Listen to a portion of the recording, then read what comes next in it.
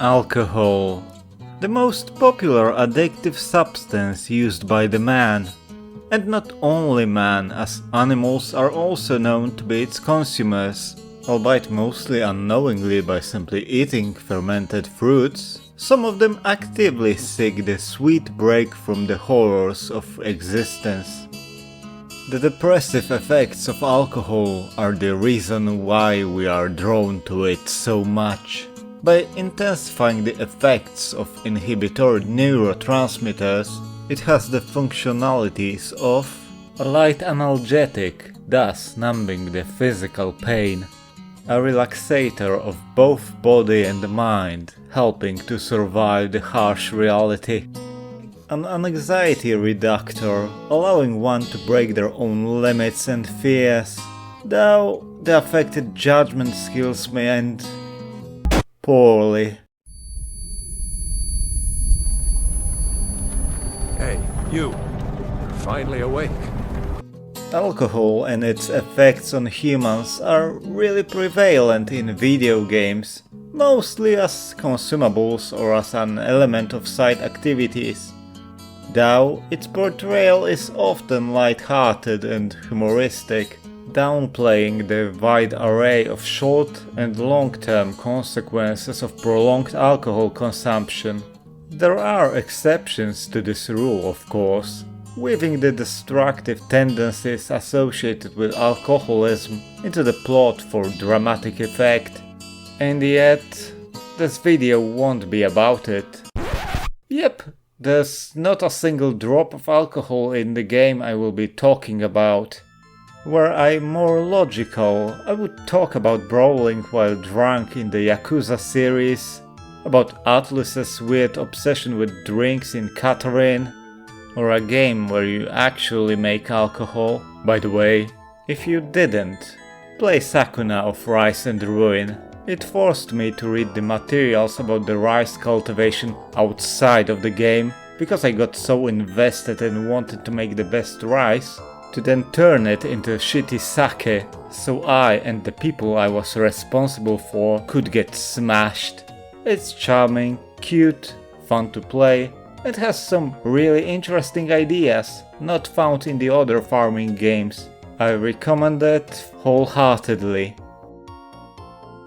But I find it really funny that it was rated age 16+ just because it features alcohol, when the game looks like this. Crazy world we're living in, huh? As for the main feature of this presentation, well, there's no alcohol inside, it's just something philosophical with it. Also, the protagonist deserves a friggin' round of drinks daily. In 1997, a small studio based in San Diego under the lead of Russ Peterson released their first original game on both PlayStation and Sega Saturn. It wasn't their first gig. Before, they co-developed other games, including the unreleased port of Ultimate Mortal Kombat 3 for 3DO. But the most important one was Road Rush from 1994, with a PlayStation port released in 1995, a game that clearly was an inspiration for their own creation. Courier Crisis, a game known mostly for its demo version from the official PlayStation magazine. Turning it on put you directly into the action, without any tutorial or even showing you the controls. You were literally put on a bike for the first time without ever having training wheels on, which would end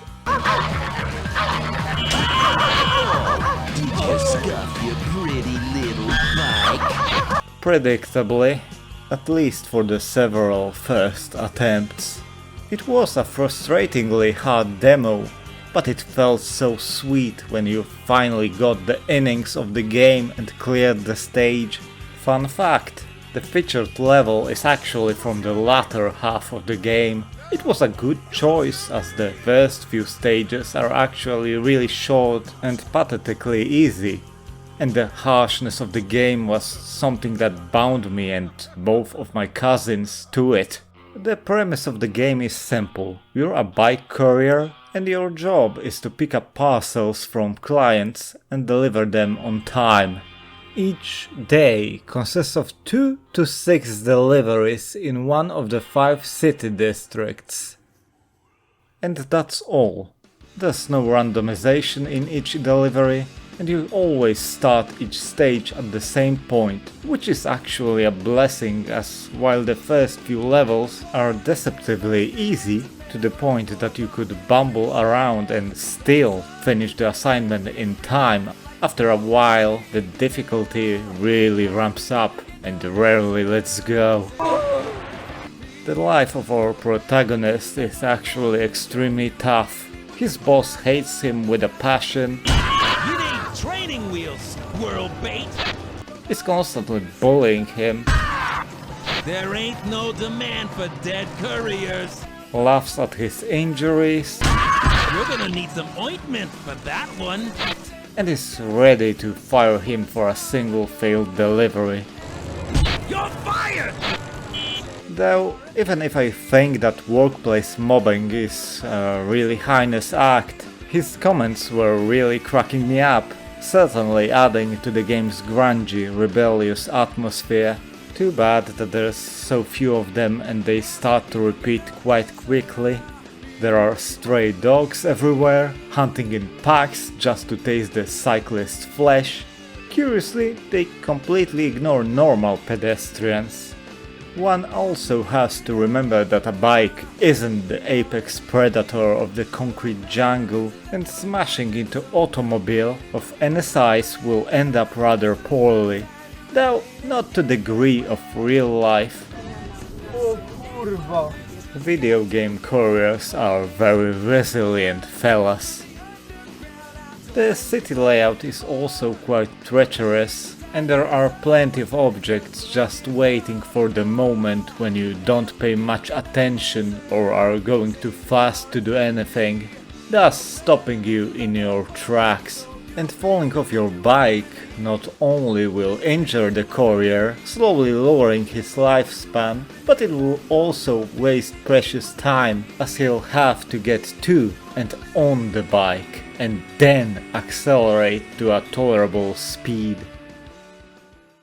You know, I didn't notice that at first, but the game has a subtitle: The Saga of the Modern Fatalist. It's not present on the cover art or inside the instruction manual. It just flashes for a while before the player is booted into the main menu. And at first I was confused, as I wouldn't describe the protagonist as a fatalist. Just look at this dude, how smug he is, at his goofy frosted tips. He works a shitty job with pressurizing deadlines, constant risk of serious health injury, and getting no respect from his boss or everyone in the city. And yet, he trudges on. Something smashes into him. He just gets up. He smashes into something. He gets up again. And he'll do that until his demise from taking too much damage. He's an optimist and a true Sigma male who carves his own path, only caring for his work. The money he risks his health for? It's strictly for new bikes so he can do his job more effectively. The true fatalist is the player. Seriously, after lulling you into a false sense of security, the game keeps escalating the bullshit thrown at you. Cars waiting to start at the moment as you get close, unending swarms of dogs forcing you to constantly be on the move, exploding barrels, sadistic placement of parking meters, and other shit that you'll crash into because you didn't know what's behind that sharp corner. There's even a moment where you have to deliver a parcel to a client in a dead-end alley and you're jumped by 2 guys who try to beat the shit out of you. Still, my favorites were the trash containers that started to slide in groups once you got near them, just so you could wipe out on them and lose all those precious seconds. Because on the later levels, once you're thrown off your bike, you lose so much time getting back on it and rebuilding your speed that you'll never make it, so it's better to just restart. Seriously, the health meter feels a bit redundant when nearly every crash is a run ender. At least the game restarts really quickly and there's no loading screen, so you can do it to your heart's content. And you'll be doing it really often, trust me. You may have the run of your life, and one bullshit occurrence can throw you out of the loop and ruin it. And your boss will chew you out on it to add salt to the wound. Even finishing that one level that gave you trouble won't be as sweet as it should be, because deep inside your head there will be that thought that the next level will be just another opportunity for the game to screw with you. And guess what? That's exactly what's going to happen. The city in Courier Crisis is a dark, unforgiving place that exists to crush people like our protagonist. Seriously, even most pedestrians want the guy dead. But the courier can fight back. Not only is his method of transport a deadly weapon, after all, getting rammed by something going 30+ km/h is far from a pleasant experience, but using the L and R buttons, the courier can punch and kick. The way they mapped these actions is kind of brilliant.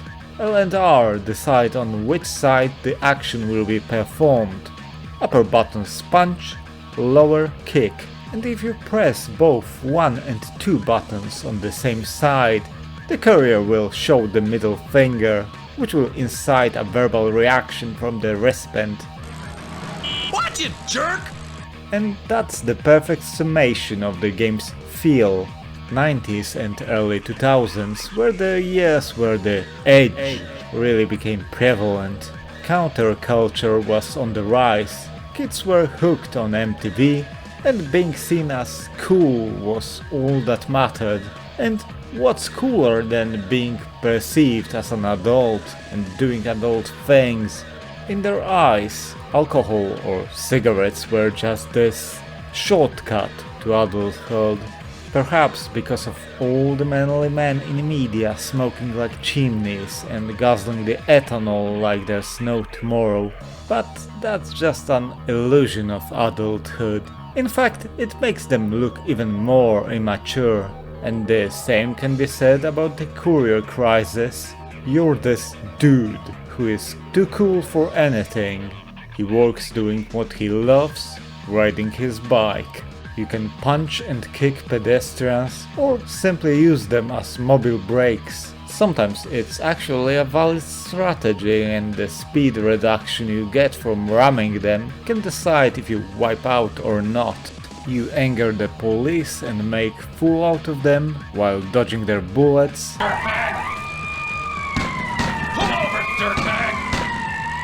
Though I have to say that sometimes the courier really deserves that level of police brutality. You can take part in animal cruelty, in self-defense, but still, there are pimps. One of the 5 city districts is Skid Row, which is a gang-infested hellhole where civilians are gunned down in random drive-bys. And perhaps the most shocking, as not even games like GTA were brave enough to do this. There are children in this game, and they aren't protected by force fields or anything. No, you can slam into them at full speed, or deliberately punch or kick them. And then you can run them over while they lie on the ground, which will produce a nice squishy sound. Yeah, if you do something like that to a man, they will probably be dead or injured for life. Life is cheap in the hellhole that the game takes place in. In fact, if you knock someone down on the street, there's a high chance that cars will simply drive over them. Also, every pedestrian wasted by you during the stage is counted on the results screen as pedricide. It doesn't affect anything, you don't get any additional money for that, it's just there, for your own amusement. There's the rude boss who is keenly observing the courier, You make a sloth look fast. with his words of wisdom always ready. By the way, you probably know that, but destroyed spleen is really common in cyclists because of how handlebars are placed. Bus drivers are the only group more likely to have their spleens ruptured. What? Did you drop something? Like your spleen? The soundtrack consists of hard-hitting punk songs, with at least one of them containing swear words cleverly masked by honking cars. It's funny, isn't it? All that shit happening in the game is okay, but swear words? Gotta censor that! And guess what the age rating was for the game? It's for everyone, obviously. I mean, that's fine. I think that age ratings outside of really specific games are really stupid. But here everything is so comically overblown that I guess nobody took it seriously and just slapped the rating just like that. I just wonder how would it do today. But yeah, the game feels like a product of its times. It's rude, crude and full of attitude. Just read the instruction booklet or the back of the game's case if you want your daily dose of cringe, remembering your own edgy face. And that's perhaps what makes this game so memorable. Spoiler, Courier Crisis didn't wow the critics and has sold, well, not enough, so the studio closed shortly after releasing it. Though that unreleased port of Mortal Kombat and other smaller releases could also be at fault. Anyway, while nothing spectacular, it's still fondly remembered by people who experienced it, even if it was just through that demo disc. And while there were extreme sports games before it, ESPN Extreme Games comes to mind. If you wanted to bully pedestrians, you could always play Road Rush. Courier Crisis was quite innovative. You had an open level, even if more often than not, there was just one correct road to take to a client, and if you failed the level and got fired, you could just continue wreaking mayhem until you got bored. Sounds familiar, right? Curiously, it got released at the same time as the original Grand Theft Auto. It also had Sam Houser as one of its producers. Yeah, the same guy who co-founded Rockstar Games. Do I think that Courier Crisis affected the Grand Theft Auto series as a whole? Not really. Also, I heard rumors that the creators of Crazy Taxi, with the arcade version released 1.5 years after Courier Crisis, were inspired by it. This is one where I'll press X to doubt. The concept is very generic after all, and why would a Japanese studio even have heard about a small western game like Courier Crisis? It's a cool rumor though. But how does the game play? Really well, actually. I was completely surprised by this, seeing how ancient the game is. There's also a surprising amount of realism and care put into the cycling. If not for the ridiculously high jumps that you can make or the overall toughness of both the courier and the bike, I would say that it is as real as it can be.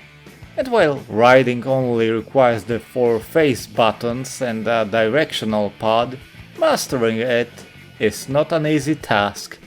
You pedal by holding down the square button or up button. Mashing them doesn't make you go faster in contrast to many future bike games. Going uphill or hitting pedestrians will cause you to slow down involuntarily, but if you want to go slower, and at times you will, you can press circle, which is responsible for brakes. If you press it twice, you'll come to a complete halt. Holding the circle in combination with the down arrow will cause you to reverse, but if you get yourself in a situation where you have to use it, simply end the pain and restart. Using brakes obviously kills your momentum, so if you want to quickly turn without losing too much in the speed department, the triangle button is your friend. Be careful though, if you press it for too long and make the turn too sharp, you will fall off. You can stabilize yourself by pressing triangle again, or simply combining triangle and circle. Correctly using sharp turn maneuvers is key if you want to do your job effectively. There's also a wheelie performed when you hold down while pedaling. It's actually really useful as it will launch you into the air when coming into contact with a small object or a car. It slows you down a bit, but it's still better than getting up from the ground. Pressing X will make you hop. The height of your jump depends on how long you pressed X for, whether you were on a ramp, and your speed. While in the air you can also do various tricks to reap different benefits. There's no trick list in the game and there's no tutorial, so without a manual, you're screwed.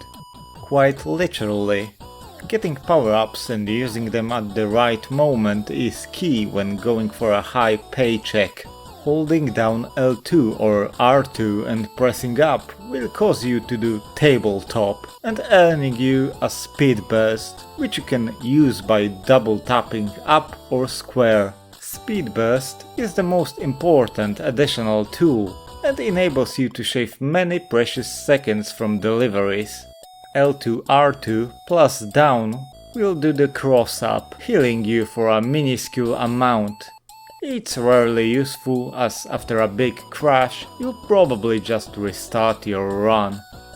Up plus triangle will do spread eagle, netting you a super jump that you activate by tapping X 2 times.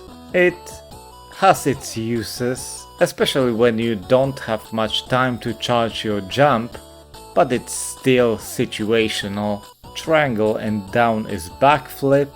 As impressive as it is, reward for doing this trick is kind of disappointing. It confuses the police, making them lose track of you. Police isn't much of a problem and trying to do this trick under stress will probably cause more damage than the police itself. Finally, there's the 360. You perform it with a combination of either L1 or R1 and down. It's the longest and hardest trick to do, but it will restore some time to the clock. How much time you need to perform it depends on your speed at the moment. You only get 3 charges of bonus time, so use them only when needed and when you know you're going to make it work. If you perform a trick lasting over 1 second of airtime, you'll get the maximum amount of charges instead of just 1, but it's pretty rare for the right conditions to arise for that. One can also do a 720 for a bigger time bonus, but again, it's tricky as hell, no pun intended. Though there was one level that gave so little time for the first delivery that without a time bonus I couldn't reach it. So yeah, at first it doesn't look like it, but the game gives you a lot of tools. And high level play in this game is something special. Just look at this.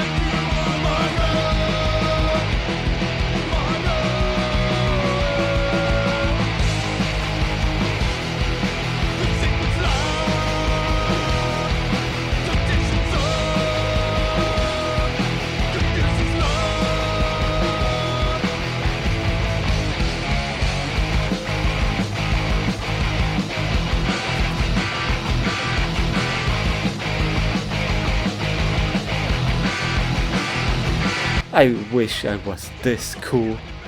I was really surprised at how much fun I had while playing Courier Crisis.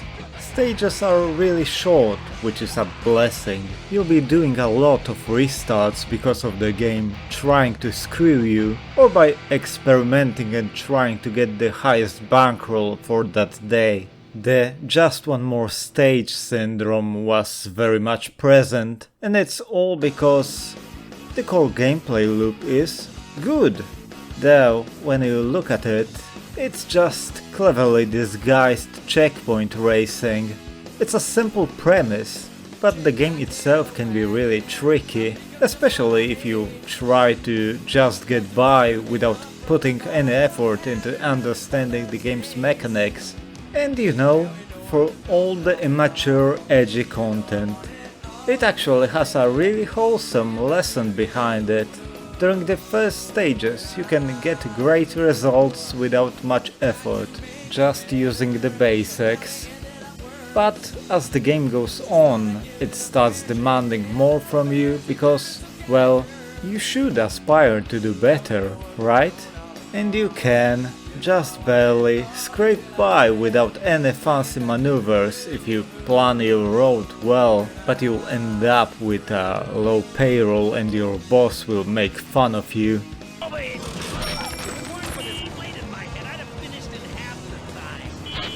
For good reason. After all, you're just a lazy scrub who isn't treating his work seriously.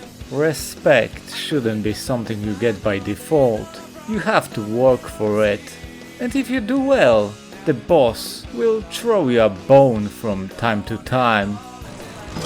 Considering you're a slack-jawed chucklehead, I'm impressed.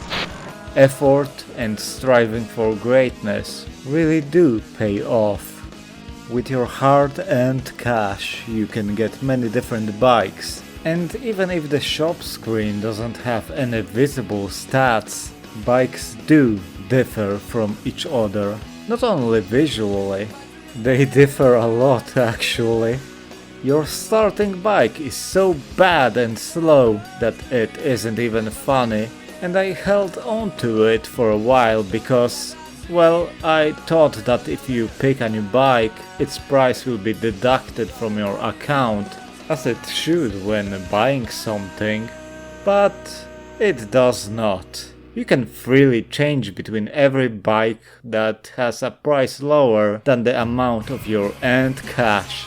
It's confusing to say the least, but it's cool, even if the later bikes get really fast and hard to control.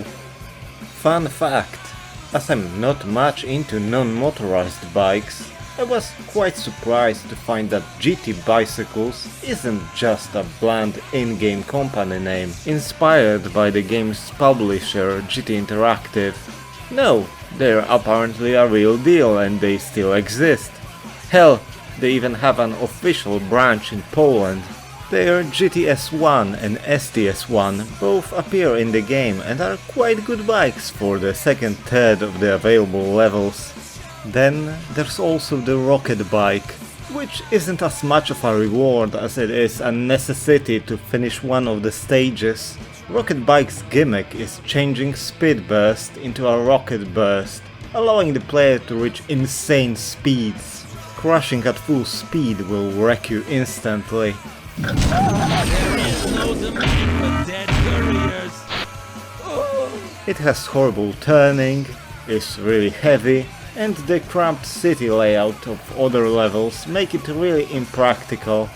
The level that requires a rocket bike has a plethora of extremely long straights, and you wouldn't have enough time to beat it with a normal bike. And the lack of a speed indicator makes it hard to tell when you should hit the brakes to not end up in the wall or kill your momentum too early.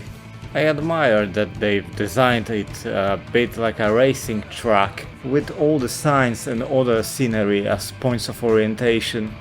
It's still one of the hardest levels though. There are also secret characters for you to use if you know a code. They are pretty cool, especially the monkey, which makes that one comment from the boss gain another meaning, huh? Get up, you shaved monkey! And a secret training level where you can practice tricks. As for the technical side, I'm really torn about it. Whenever I think about the Courier Crisis, in my mind I see that pixelated, puke-colored mess. And when I play, I'm genuinely surprised that the game isn't looking like that. Just to be disappointed about its presentation anyway. The game isn't pretty.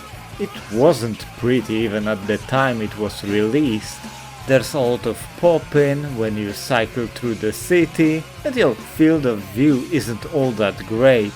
Something that could be solved by simply giving the player an on-screen minimap. You can clearly see that the same studio has worked on Road Rush.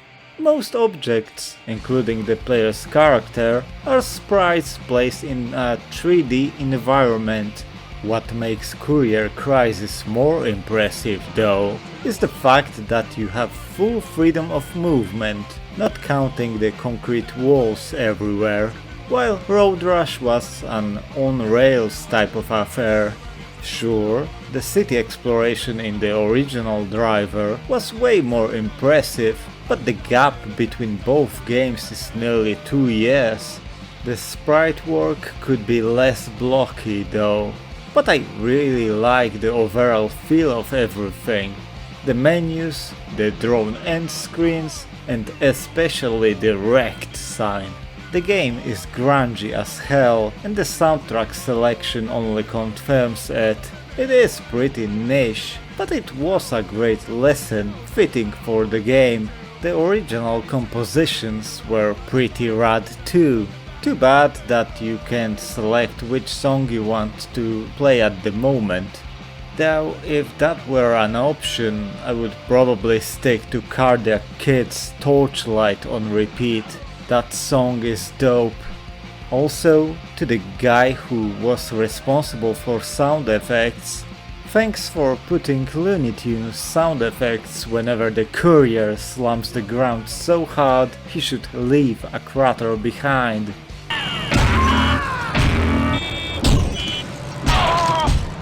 You're the man. I can't even bash level design that much, as every stage tries to screw you over in its own way. I wish that districts felt more distinct from each other. Skid Row is the honorary exception, of course. It's such a shame that there wasn't a successor to Courier Crisis. There were other extreme bike games, such as the surprisingly decent Dave Mirra Freestyle BMX, or No Fear Downhill Mountain Biking. And even now we have really great Descenders, and cringy yet still quite fun Riders Republic. But that's not really playing Courier, no? And I think that there's so much potential, especially now that food delivery services have become so popular. A game where you try to deliver food on time while keeping it in decent condition by, I don't know, not getting hit by cars could be a fun idea. Or just give the player a big city, you could still divide it into districts, and let them make deliveries freely. Perhaps adding procedurally generated starting and ending points? Or just maybe we should leave couriers alone. If games taught me anything, it is that they are literal, unstoppable demigods. And so, we reach the point where I should give out the final verdict. But how could I do that when I haven't even finished the game? It's true that before trying to make this video, most of my time with Courier Crisis was playing it on Demo 28 and then only reaching the 6th set of levels and forgetting about it as an adolescent. playing it now, it was a long, arduous journey to reach the final level, with a lot of points where I was skill checked hard and had to up my game dramatically. Each skill gate was more cruel than the previous one, trying to break my will, and many times I was close to giving up. But in the end, I've managed to reach the culmination of all that suffering, the final level.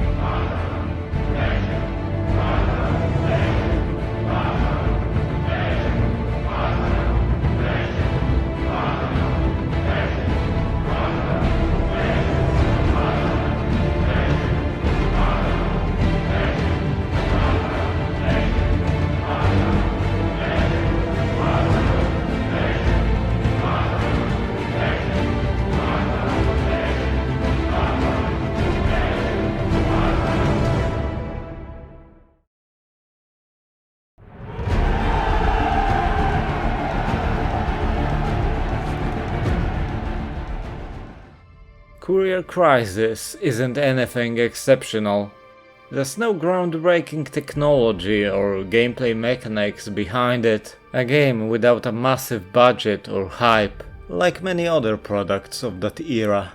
Its quirkiness hasn't managed to entice gamers, ending in a nearly complete oblivion. And yet, under that surface, there's a story about constant struggle in the face of countless adversities, about always getting up, no matter how painful and often you fall, about determination and effort, yielding the sweet fruits of self-satisfaction. While Courier Crisis is as straightforward as a game can be, it's doing its job perfectly well. It provides a fun challenge for its players without taking itself too seriously. It's a lowly struggler doing the best it can against the crushing odds, and at least in my eyes, that deserves respect.